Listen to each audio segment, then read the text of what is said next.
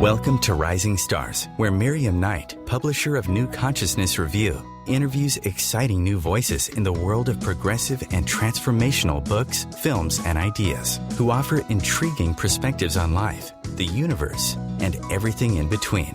Join us as we celebrate the conscious awakening and explore many expressions of consciousness in action.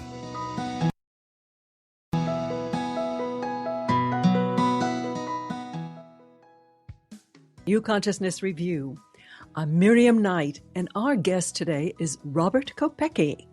Robert is a 3-time near-death experience survivor, a spiritual writer, and an Emmy-nominated art director. He designed the credits for Showtime's Weeds and designed the art and directed the PBS kids show Word World. He writes a monthly column for Gaia.com and contributes to the Mindful Word, Soul Lifetimes, BeliefNet, the Utne Reader, Inner Self, and many other places. Robert has put his experiences together in a new book called How to Survive Life and Death, a Guide for Happiness in This World and Beyond. And I'm very pleased to welcome him. Welcome, Robert. Thank you, Miriam. It's nice to be here. Thank you very much. Robert, don't you think 3 near-death experiences is a bit excessive? Yeah, I think that ought to just about do it. I'm a proponent for the process of taking the road best not taken, I think you could say. I don't recommend it to anybody, but apparently it's what I needed to do. Well, your first near-death experience was more like the classic experiences described by all and sundry. Why do you think they deteriorated from there? I think it had to do with the quality of life that I was living at the time, and I think that that's sort of the nature of where we are in any life. I mean, just the fact that near-death experiences are also different. I didn't really know very much about the genre itself until my book came out, and I was kind of forced to study up on it more. Having had 3 myself, each one was different from the other. And each of them were kind of classic motifs, so to speak. They were kind of classic formats. But all near-death experiencers, or many near-death experiencers, despite some of the things that we have in common, have a lot of things that are very different, too, from experience to experience.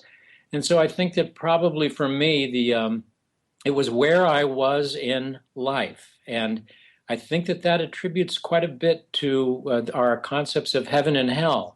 Where people are in this world, in this life, the kind of experience you're having now, it was the same sort of thing as I had in the afterlife, so to speak. Each situation was different, but each situation was appropriate. Now, you said in your book that after the first one, you kind of filed it away and then went on with business as usual. What was it that really got your attention and started to push you onto the spiritual path? Well, that actually didn't happen until some years later. You know, the 3 near-death experiences were spread out over 15 years or so. The first one was a classic kind of out-of-body and interview sort of experience where I was in a single car accident. I found myself above the side of the accident and saw myself being loaded into an emergency medical vehicle and with people around, and tried to talk to people, and nobody could hear me. I found myself transported to a kind of very pastoral, very beautiful sort of place where I went through a kind of interview, a very casual kind of interview that lasted for an indeterminate amount of time. When you say interview, is that kind of like the life review? No, my second near-death experience was a life review, and so I'll make that distinction in a bit. This was more something, I actually don't remember exactly what it was, but I was with a personage sitting like at a table, kind of like at a cafe or in a park, and discussing things of great importance in my life, the details of which I don't really remember. You know, I do remember that in terms of the setting, this was a fairly classically heavenly place. It was quite a beautiful sort of pastoral experience. But at that time of life, I had just been sort of living a non-spiritual life at all, just living materially, working a lot. I was married for the first time to my first wife, and trying very hard to get ahead, that sort of thing. So after that first mostly out-of-body experience occurred, I filed it away because it wasn't normal. I couldn't really talk to people about it. This was some years ago, and there wasn't the amount of interest as there is now, and I didn't feel like I could really discuss it with anyone without them thinking I was a couple sandwiches short of a picnic. you know. Actually, listeners, Robert writes with great humor, so I expect this to be a rather amusing interview. I really enjoyed your book. Thank you so much. So when you had the first experience, you kind of went back into a life of stress and striving. Do you think, in retrospect, that the universe was really trying to get your attention, and your soul was kind of pushing you into this dramatic second near-death experience to shift you off that?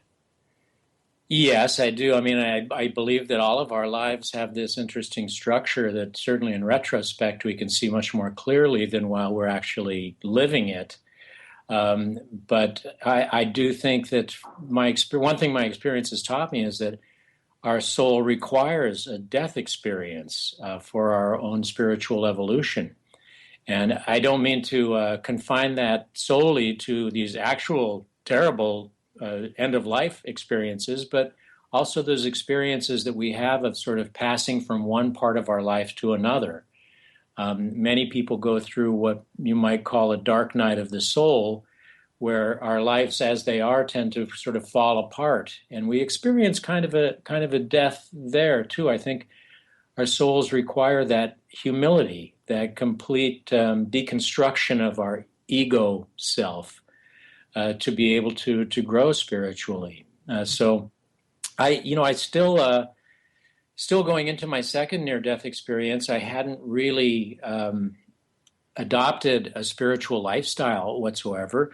I had one very important experience, and that was that I was at the deathbed of a very beloved aunt of mine who had taken care of me when I was a child and was very important to me. And I was there when she passed, very unexpectedly. And that kind of threw me out of my tracks and sent me into a life that was even less spiritual than before, I think, probably to push me in the direction I ended up in. I don't quite follow. The trauma of her passing made you bitter? The trauma of her passing kind of knocked me out of my tracks. She had, in a way, been a guiding force to me. And even within myself, I heard her voice a lot, and I still do. And now I know that this is an inter or extra dimensional kind of a conversation that I can have with her. But at the time, I was not very spiritually savvy, and I felt like there was a certain meaningless to the world. I was really kind of knocked out of my regular path, off my regular path, and I ended up acting out a lot. I moved to New York City. I had lived the nightlife. I went through this period of acting out, kind of searching a great deal. I'd searched a lot my entire life. I'd done a lot of traveling as a young person, and I found myself in a lot of places that you would consider very spiritual nexi, spiritual centers. But I wasn't a spiritual person at the time. I wasn't thinking of my life that way. Well, you did go to, as you say, like the Far East and places like that. So when you say you weren't a spiritual person, were you still absorbing the worldview of these cultures? Yes, I was always looking for something. From my very earliest childhood, I felt like there was some mystery that I needed to solve or some solution to the state of the world as I witnessed it, Mhm. Like from the time that I was a very small child, I felt that way. And I took off at different times and did significantly long travels, at one point traveling for a year or so around the world and going to a lot of ruins and a lot of cathedrals and temples. And I traveled to the Yucatan and went kind of explored the Mayan underworld and things like that, without really having had a sense of being a spiritual explorer. I was doing it anyway, and then intermittently I had these near death experiences too. But I think the thing that interests me and that I wonder why, and this is the nature of my particular path, I didn't get it earlier. I Mhm. guess some people just need to be hit in the head hard enough to get one's attention. I was slowly changing towards a spiritual path, but it took what it took for me to finally get there. We're kind of coming up to our break, so I don't want to introduce a deep topic. But it's interesting that you went through this. Am I, you know, going crazy, or this is something that I experienced, but I can't really tell anybody about it? When did that start to shift? When did you feel that it was more normal, in quotes? Well, it wasn't until after my third near-death experience, I experienced that kind of dark night of the soul, and I came out the other side of it with a real interest in finding the solutions that would work in my life. And that included meditation and study and service, all things that I had had little or no interest in before that time. So Mm-hmm. that was really the point when that happened. Okay. Well, we want to hear all about it. So we are speaking with Robert Kopecky, How to Survive Life and Death. Stay with us. We'll be right back.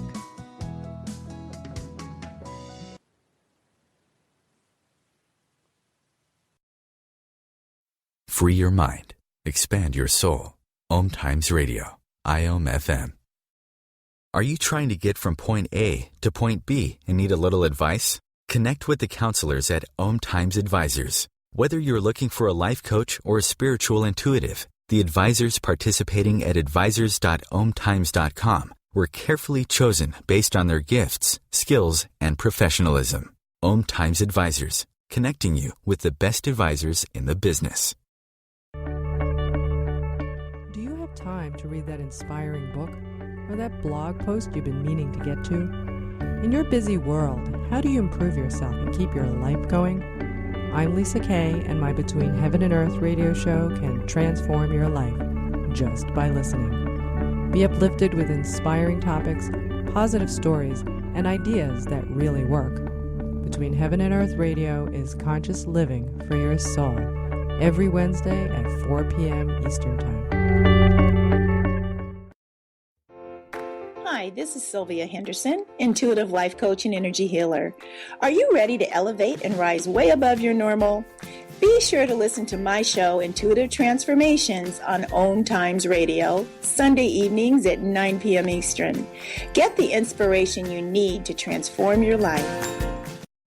Host your show on IOM FM, the radio network of OMTimes Media, one of the more recognized brand names in the conscious community, and is backed by the extensive marketing reach of OMTimes. Hosting a show on IOM FM immediately connects you with our extensive dedicated community.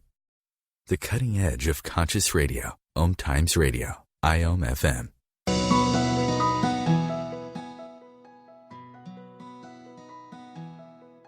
Guest is Robert Kopecky, and his book is How to Survive Life and Death. Robert, maybe this would be a good opportunity, first of all, to tell us about your blog. You don't have a regular website, but you blog at?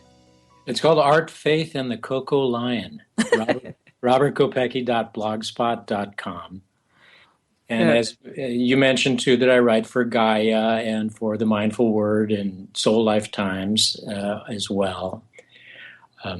So you can find me at all those places. Very good. Mm-hmm. The ubiquitous Robert Kopecky. Robert, tell us about your second NDE.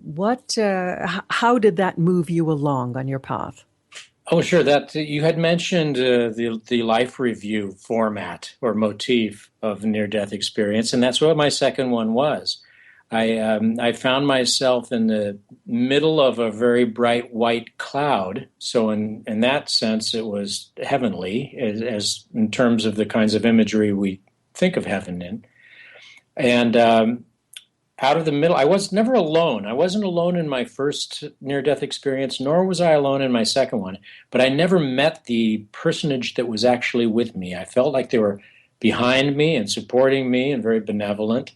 And in this case, I heard someone kind of gesture, tell me to look. And I looked into this cloud, and a screen opened up in the midst of it and began playing these kind of interactive life episodes that I often mention they weren't the greatest hits. It wasn't the stuff that I'd wanted to remember. In fact, I hadn't really remembered any of them until I witnessed them again in the circumstances. And each one played this kind of cogent, sort of moving moment from my life when I probably should have been paying attention and I wasn't. And they were lessons about presence and about how important it is for us to be there for one another and to listen. Because in any moment of life, whatever life you're in, wherever your life is, at any moment you can get those kinds of lessons that will help with your spiritual evolution in a big way. So in that first near-death experience, the out-of-body one, I got that perspective, the fact that I am an energetic being who occupies a physical body. We're done two different things in that sense. And on this second one, I got that lesson of presence, of how important what we might call the eternal moment that we live in is, Now that's interesting because the first out-of-body or an NDE was very dramatic for you. I mean, you floated out of your body, you could see it objectively, and yet you were still not internalizing the essence of yourself as being an eternal spiritual being in a physical body. So then you had your second NDE with the life review. You actually decided to change your life at that point. What happened then? I did. I moved from New York City to the desert of Arizona. I come from the Southwest originally, from eastern San Diego County. So it was kind of like going home, but it was also, I think, like going into nature a little bit more. But I still wasn't really on a spiritual path at that time. And in fact, my life, I was quite confused. My life got quite difficult at that time, because the changes that I'd made damaged my career. I was in a relationship. I was in a variety of relationships where I was likewise looking for something, but I didn't know what, and not realizing at that time that wherever I went, I took myself with me, and so I was trying to cope with things in the ways that I always had. I wasn't yet trying something completely new, which was this kind of surrender into spirituality. And that was where my third near-death experience happened, too, was there in Arizona. You placed that third near-death experience at the end of the book. So did any of the insights that you achieved come before it, or did they all come after it as a result of it? I think that they all came before. I think they all came at the time that my life was going on, but I was not internalizing them fully. I wasn't realizing that the answer was right in front of me, right within me, all around me all the time. And so I was still really caught up in what we might consider an egoic life or a material life. And it really wasn't until that was completely smashed, until that sort of delusion of who I am and who I'm supposed to be and how I'm supposed to fit in the world was really completely vanquished, which happened after my third near-death experience, a little bit of time after my third near-death experience. But as you mentioned earlier, that was even more difficult. That was the worst one. And I guess it says something about you if you have the worst, you have a near-death experience that's worse than your other ones, right? The universe is saying, can you hear me now? Right. It's really not the kind of collection that you want to have on your bookshelf. But in this case, again, being in that place in my life of confusion, and in many ways, I think what you might consider a kind of hellish circumstance. What a lot of this has brought me to are these questions of how we engage in consciousness and what quality that has in terms of the life we live. Some people have near-death experiences and they clearly go to hell, so to speak. Other people have near-death experiences and they encounter these beautiful heavenly spectaculars. Each of mine were rather humble in their way, but each one passed on this kind of lesson about the fact that it's really the quality of how we're living that determines where we go in terms of heaven or hell. Some people are born into this life in very terrible circumstances, and others in wonderful circumstances that they're not able to make anything out of. And that was kind of my case. I wasn't really grasping the important parts of life, and I wasn't appreciating everything that I should have learned by then. Mm-hmm. You mentioned earlier things like the dark night of the soul, things that are sort of little deaths that move us onward. And you have 3 kind of radical suggestions for the reader. And I know that a lot of people who report, who've written books about their own dark night of the soul, focus very much on the last one, which is radical surrender. But tell us about your 3 radicals. Yeah, they're radical kindness, radical forgiveness, and radical surrender, which I call tips for happiness. They're all grounded in one thing, and that is the lesson of any kind of death, whether it's passing on from one part of your life in a difficult way to another part, or if, like me, you wake up on the street with an emergency medical worker looking down at you and saying, he's back, that kind of thing. That is humility.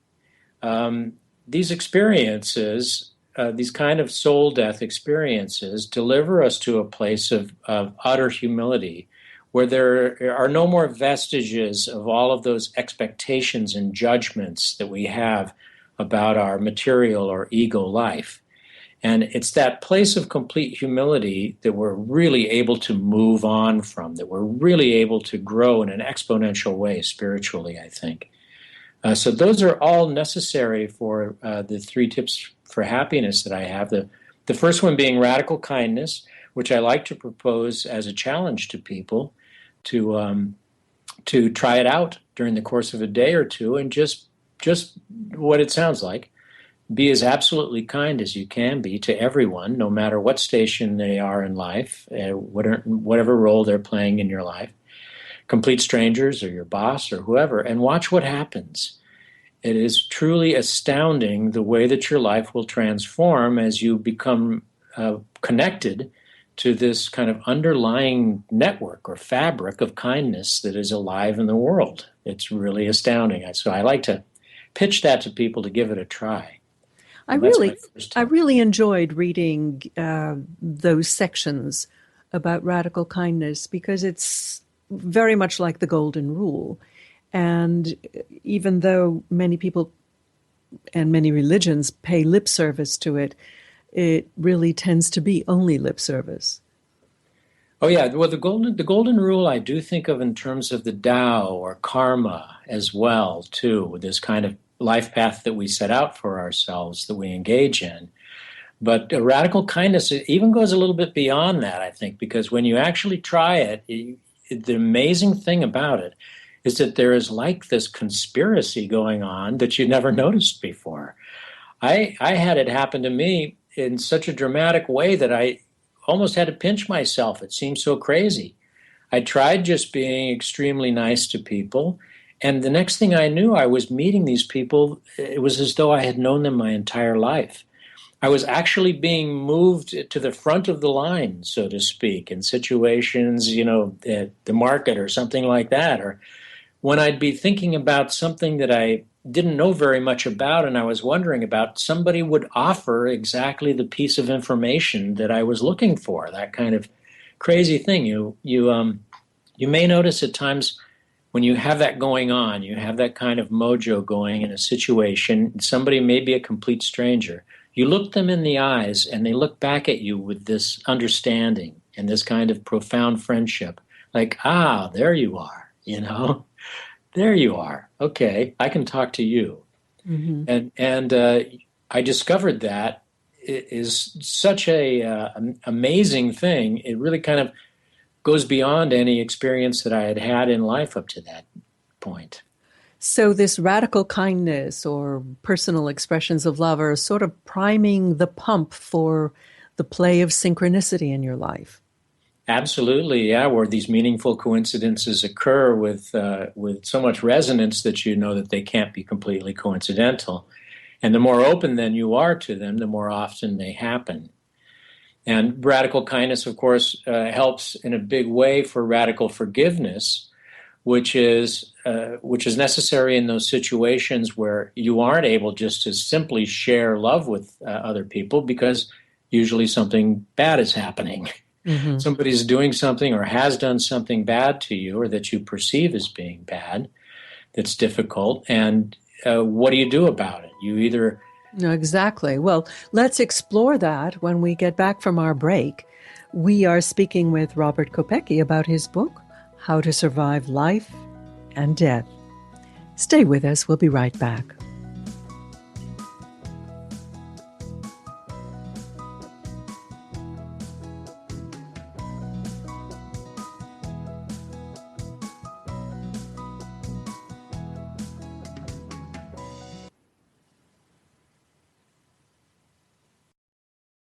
Feed your soul with waves of consciousness on OMTimes Radio. OMTimes Magazine is one of the leading online content providers of positivity, wellness, and personal empowerment. A philanthropic organization, their net proceeds are funneled to support worldwide charity initiatives via Humanity Healing International. Through their commitment to creating community and providing conscious content, they aspire to uplift humanity on a global scale. OMTimes, co-creating a more conscious lifestyle.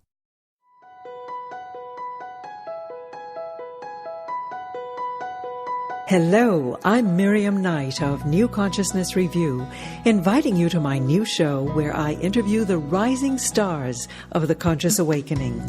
We'll explore the many faces of consciousness in action and intriguing perspectives on life, the universe, and everything in between. Join us each Wednesday at 2 p.m. Eastern on the Rising Stars Show. Do you want to be a better communicator? Do you want to better connect with the important people in your life? Do you want to enrich your relationships? If so, join me, Matthew Cooper, on the Positive Control System Show every Wednesday evening at 11 o'clock p.m. Eastern Standard Time on OMTimes Radio. I'll meet you there.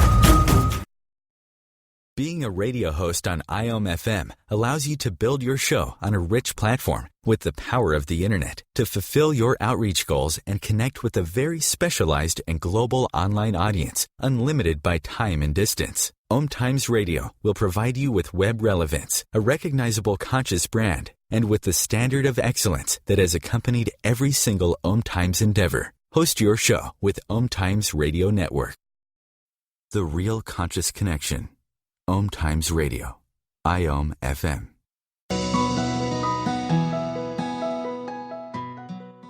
Robert Kopecky about how to survive life and death.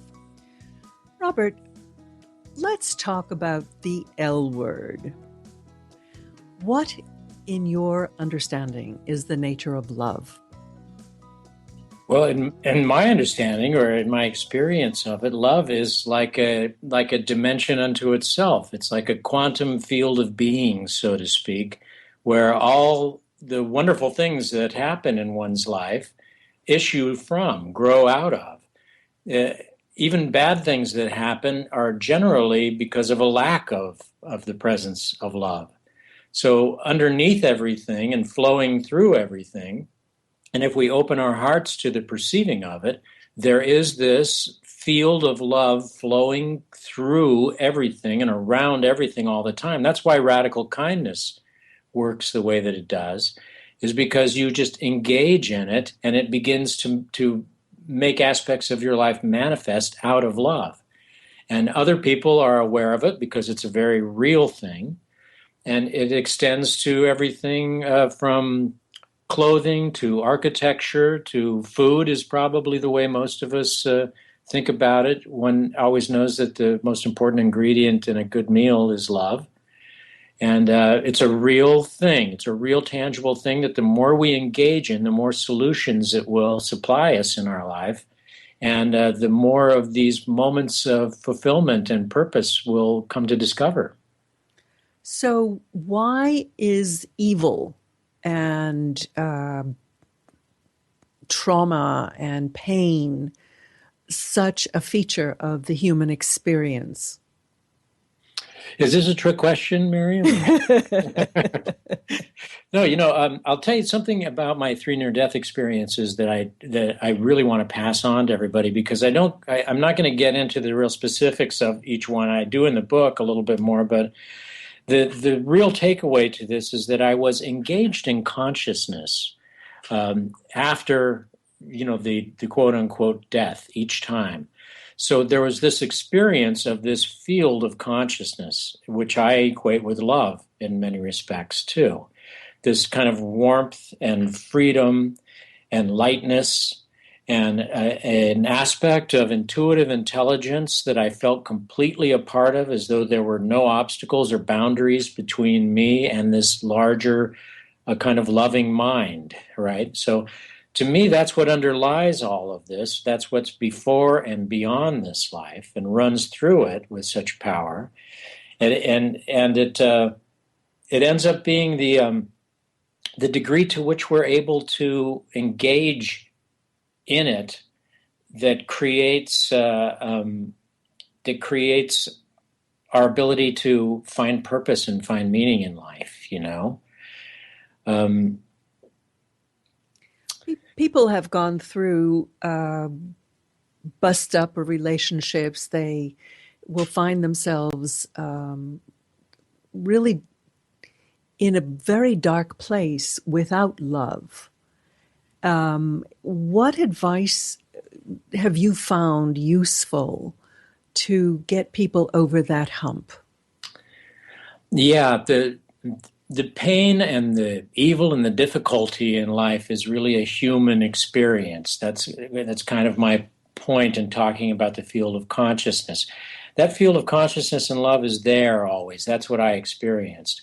When I came back into my body and I started back into the grind again, then the difficult things that I needed to cope with as a result of the way I was living came about. And I had these very hard parts of life occur that are inevitable for all of us.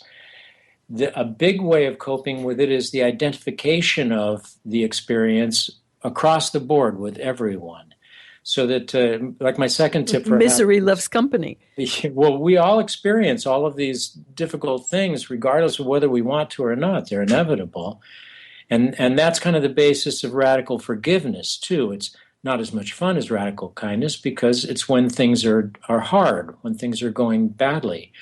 But when evil is imposed on one, or when difficult situations arise and pain, that kind of thing, the fact that each of us is going through exactly the same thing and dealing with it in our best way, lots of things are being projected into this world by the human experience of others. And so they're just projecting it. They're not doing it to you. Life is not happening to you, it's happening for you. It's difficult to realize that when things hurt that way, but you can allow those painful places and parts and those apparently evil things that people do to define you, and then you will have to go on carrying that as your self-definition. Or you can recognize that these are people who are going through trauma and difficulty themselves in the life experience and projecting what difficulties they're having outward. And the answer to that then is radical forgiveness, where you simply let go of it completely and you bring love in as much as you possibly can. And if need be, you move on, or you are present with love and with that kind of presence that I talked about earlier, too. Well, one of the points you make is that love begins at home. We often forget that. Yeah, it's right here. I mean, it's so easy. I know that I'm probably the most difficult person of all with my wife, who is the person who's closest to me and who I love the most. It's like, you'd think I could get that straight. I'm so nice to everybody else. Why am I behaving that way to my own most beloved? I actually meant to oneself, because that's often our biggest challenge, is loving oneself.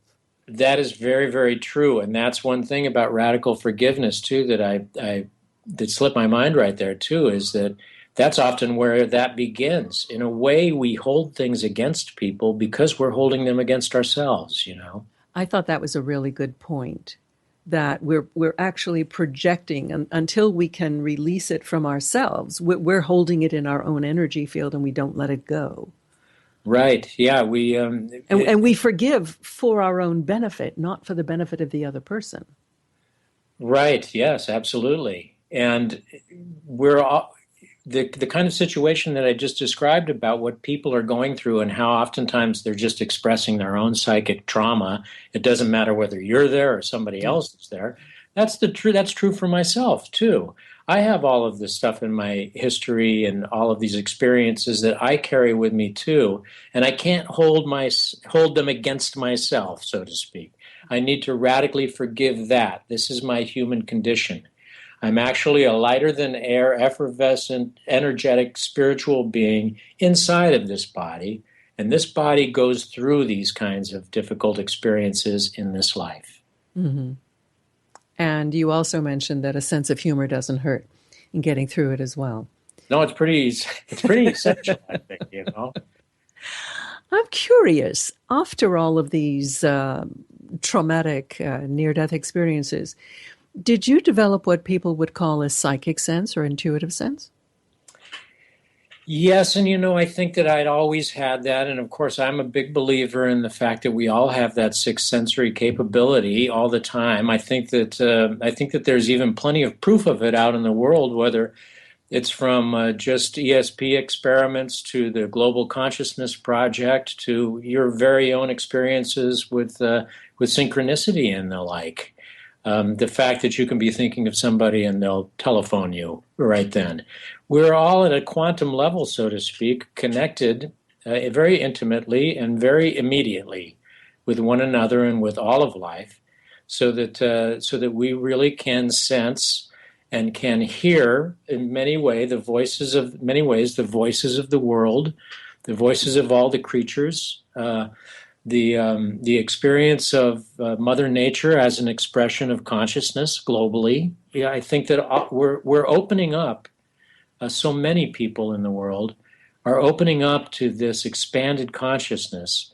That kind of extrasensory perception, so to speak, as they used to call it, is something that a lot of people are starting to almost take for granted. I think in many ways, it's quite a beautiful thing. Yeah, I certainly see it in my world of literature. Getting back to your third leg of the stool of radical surrender, what is it that we're surrendering to whom? Well, radical surrender is a strategy. It's a kind of a strategy. Now, normally surrender doesn't sound very good to us. It's like, what, me surrender? No, never.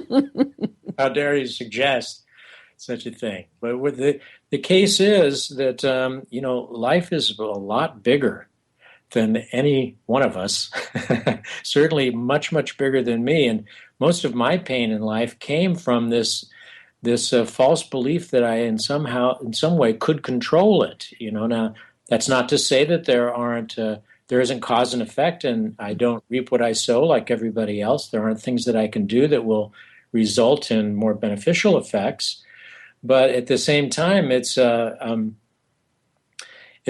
much larger kind of fluid extra dimension that is carrying us, whether we're aware of it or not. I know the Native Americans have a great expression about rowing hard to go upstream in your canoe.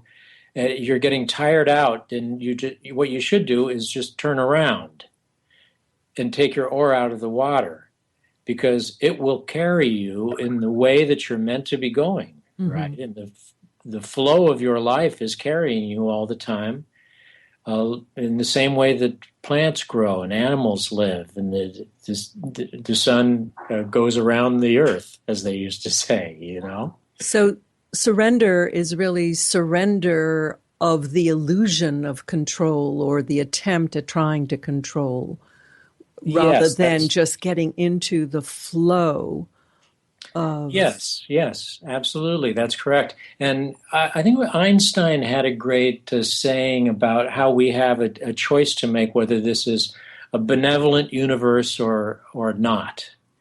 And the fact is that when you look at all the beauty that is a part of nature in this life, and all of the wonderful kinds of experiences that we can have and things that we can make out of this sort of plasticity that these lives are, that it's quite clear to me that this flow is a very benevolent thing. That's why I equate it to love.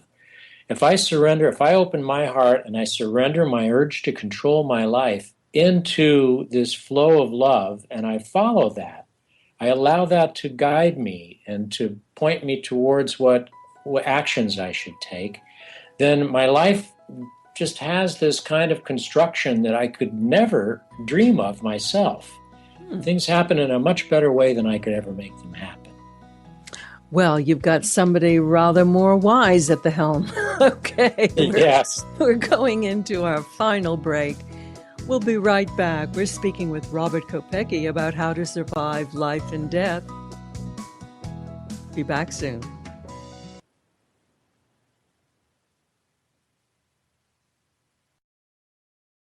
Conscious media for conscious minds. OMTimes. As difficult as it is to believe, there are places in Africa where human traffickers sell albino children and their body parts for use in magic rituals. Humanity Healing International is actively working in Uganda to change this paradigm. The Albino Rescue Project finds albino children who are at risk and places them in safe schools and environments where they can learn and grow free from fear. To learn more or to sponsor a child, visit humanityhealing.org. Humanity Healing is where your heart is. Hello, I'm Sandy Sedgbeer, host of the Inspired Parenting radio show, where every week we bring you empowering information from the diverse fields of conscious parenting, education, neuroscience, consciousness, health, and metaphysics to support you in nurturing the best in your children. So if you're interested in understanding what shapes your children's minds, spirits, and hearts, join me every Thursday at 4 p.m. Pacific Time, 7 p.m. Eastern Time, and prepare to be inspired. Circle of Hearts Radio is a sanctuary on the airwaves.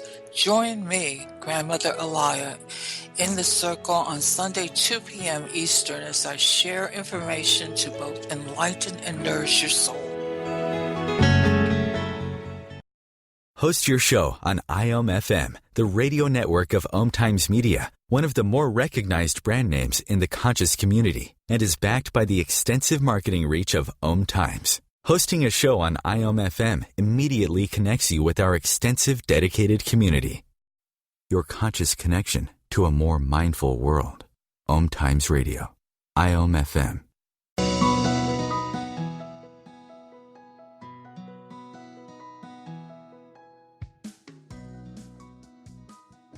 Surrender.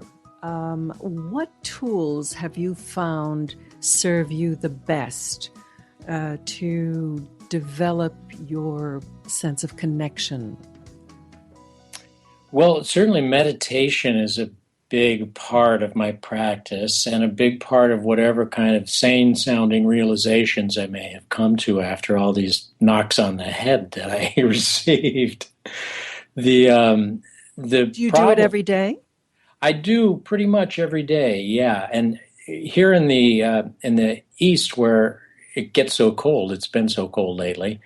It's difficult to meditate outside during the cold season, which I really like to do. So from spring to summer, through the summer and into the fall, I'm outdoors meditating a great deal, which I highly recommend to people. But the nature of life is that what you're thinking about, as a man thinks, so he is, as is spoken of in numerous different... Energy goes where attention flows. Right, yeah. And where my thoughts are is often determining how happy or not I am at any given time. And meditation permits the realization of that kind of dialogue that we have within ourselves, so that I have an inner voice that's generally carrying on like a shark that needs to swim incessantly, that's moving from one thing to the next, and that oftentimes is trying to assign these labels and distinctions and judgments and expectations to everything, and that's all the hard stuff in life. When I meditate, I can get in contact with what the Quakers call the still small voice, or that inner voice, that kind of intuitive intelligence that is part of radical surrender and this kind of realization that we're part of a greater consciousness or greater mind. And sitting in meditation, then I can kind of separate myself. I don't necessarily want to be in that insane, with that crazy voice that's constantly engaging in the outer world. I like to find some peace and quiet and some good common sense in that inner voice where I am. And so that is often my guide, or kind of my benchmark for getting by in a difficult world and at difficult times, is being able to stop thinking about it quite the same way. A lot of us will say, I don't even want to think about it that way, Mm-hmm. And you can not think about it if you want to, and meditation is very, very good for that. And then likewise, meditation will put you in a place in terms of your realization or engagement in consciousness, which is similar to where I was in each of my 3 NDEs. If you meditate enough, if you can go to that place of stillness within yourself, there's a point at which all externals kind of fall off, when all the material sort of fades, and you can join to this greater sense of the eternal, I believe. Well, isn't that tapping into the field of being, or essentially the field of love? Yes, I equate it all in the same way. You can call it the Planck field, the quantum field, the 0-point field, or the field of love, the realm of compassion, or the kingdom of God, samadhi, nirvana. To me, those are all describing the similar things about this engagement in consciousness that I experienced. The one consistent thing from near-death experience to near-death experience was this engagement, this greater engagement in this field of loving consciousness. Mm-hmm. And you do point out the work of the Heart Math Institute and so on, that there is a physical sensation of opening of the heart. And you have a lovely exercise. It's the only exercise in the book. Tell us about that. Yeah, well, I just asked that you just stand up and grab a hold at right about your solar plexus, just like you had a big overcoat on. And then just simply open it up and breathe out and allow your heart to open, and to allow all that energy of tension out of yourself and all of that flow of love that's around you in. I mean, the point of these lives that we live is to remove the obstacles to love from our lives. That's really the main point, I believe. I love an equation that you have in the book, which is love plus honesty equals all solutions. What did you mean by that? Well, I think that speaks pretty well for itself. I mean, we've all probably experienced... Just elaborate on it, because it's just wonderful. Those two things put together really do provide us with the solutions to just about every problem. But you do point out that we really have to be honest with ourselves, and sometimes that is a very uncomfortable thing to do. It is, because we are prone to denial, to cognitive dissonance. Things that we don't want to think about that cause us pain are unfortunately the place that we have to look, right? Joseph Campbell, I remember saying, where you stumble is where you need to dig, right? Mm-hmm. And it's not really something that any of us want to do in particular, but the results are so fabulous in our lives that if we just get over that fear of facing the reality of, that real self-honesty, that's where all the healing begins. And that's the important thing about humility that I was mentioning earlier.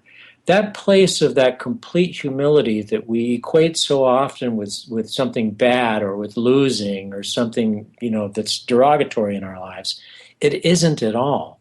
It really is the point from which all wonderful things can happen. When we get our sense of ourselves and who we're supposed to be and what we expect for ourselves out of the way completely, then the world itself just opens up as this fabulous sort of medium of co-creation that we can experience in a whole different way. Well, I don't know how many times we have to hear it from people who have experienced it firsthand. I would hope that to really get to that point of being able to express love honestly and find the solutions within the field of love through the exercise of love is something that we don't have to die to be able to achieve. What about you, Robert? Are you hopeful that we can do that? Yeah, well, I mean, in a funny way, you do. You don't have to really die. I don't recommend you do it my way. You don't have to do it like that. But in a way, you do have to die in this figurative sense, this metaphoric sense, where you lose all those things that you thought were so important. Most of them really aren't. And you let go of that life, and a whole new life becomes possible. Obviously, because I don't believe we actually die, I know from experience that we don't. We simply move from life to life. That experience of death is necessary for our soul evolution, for our spiritual evolution. So you can... You were a very successful illustrator and designer and animator. Are you still doing that? Or are you concentrating primarily on spiritual writing now? Yes, no, I still design and direct animation on a daily basis, 3-4 days a week. I do that, and the rest of the time I'm writing. My book just came out just a year and a half ago or so, and I didn't know I was going to be an author just a few years ago. And then, now I find myself writing for all of these different places. This, like I mentioned before, this is a course of events that I could not have ever imagined for myself. And yet here I am, and so I'm slowly segueing, I think, into a life that's concentrating just on passing along these lessons that I learned the hard way so that you don't have to do it that way too. That's the fond hope of all parents, but somehow kids still need to make their own mistakes. Well, in all of us, life is about loss as you get older. There's an awful lot of loss. And so my book is designed to help ameliorate that experience by being able to put it into a greater perspective, by having that perspective and that presence. And then the purpose that... in my third near-death experience, I didn't want to come back. I wanted to stay there. Mm-hmm. But I was gently and benevolently coaxed, or you might even say pushed, kind of through this membrane back onto a sidewalk in Arizona after having been beaten up by skinheads. And opening my eyes and having this fellow say he's back, and realizing that my purpose was just to be who I am, just to be this source of expression for the consciousness I'd experienced, to remove the obstacles to love in my life, and to be present for others. Sometimes it doesn't seem like we're doing a whole lot with our lives, but we may very well be doing much more than we ever thought we were. And working for the greater good, have you found the peace that you were seeking, Robert?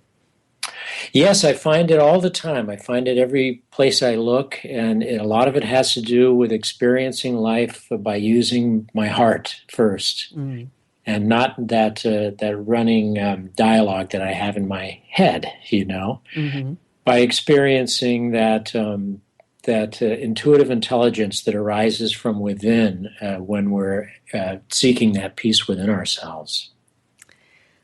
And you have put it all into your book, actually very succinctly, How to Survive Life and Death, a Guide for Happiness in This World and Beyond. Robert Kopecky, thank you so much for being with us today. Thank you so much for having me, Miriam. It was a great pleasure. I really enjoyed talking to you. And I will remind you that his blog is at Robert Kopecky, that's Kopecky.blogspot.com. And of course, our website is ncreview.com for New Consciousness Review. I hope you'll visit us. And do join us next week. Until then, I am Miriam Knight. Thank you so much for being with us. Much love. Goodbye.